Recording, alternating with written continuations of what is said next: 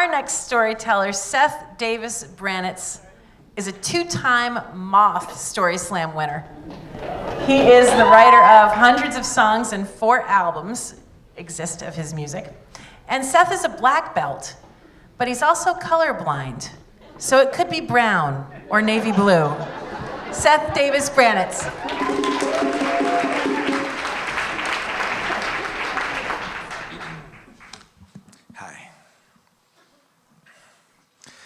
Well, Jonathan was a crackhead from Cincinnati, and for a while there in the late 80s, we were like 2 peas in a pod. Without our respective poisons, there were now thoughts to think and questions to ask, and we were sounding boards for one another's perpetual pontifications.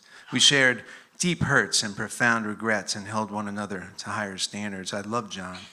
He was hysterical and clever, and his toxic tirades were tinged with his family's gorgeous southern blackisms like "shut your mouth" and left field cries to sweet baby Jesus. I sang him my wounded and searching songs, and I listened to his heart-crushing loneliness.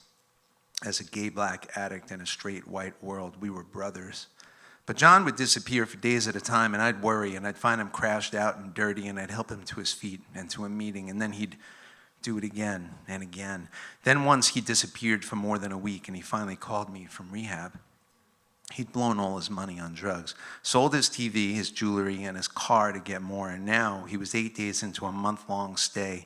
And he said that his therapist wanted his family there for a session, but he had no family to speak of. His mom and her boyfriend had perished in his suicide pact, and his sisters had had it with him, so they asked me if I would sit in.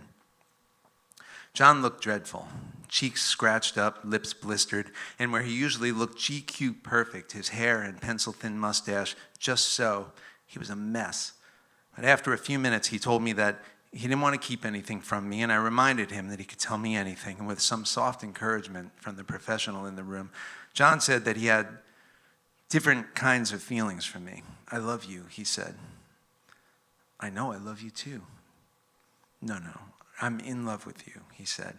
After my stunned silence, he repeated himself, and I said, wait, you said, what the fuck did you just say? He reiterated and said that he needed to know if I loved him too. I didn't.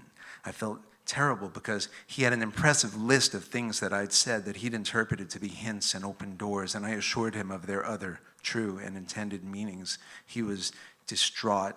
And I told him I'd do anything to help him, but that in this regard, he was mistaken. It sucked.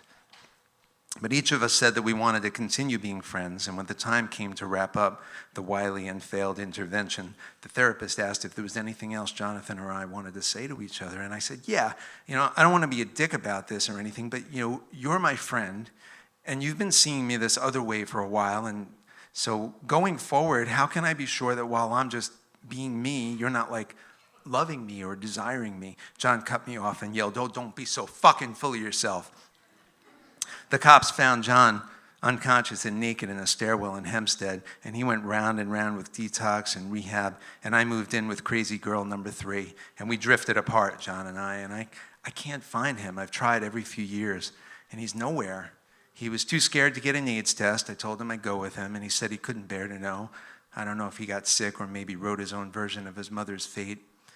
But it's confounding to me how 2 people can be so exceedingly intimate, can play such remarkable roles in one another's dramas, yet wake up one day a million miles apart. I mean, my life bears no resemblance to the one I was running from back when Jonathan and I were buddies.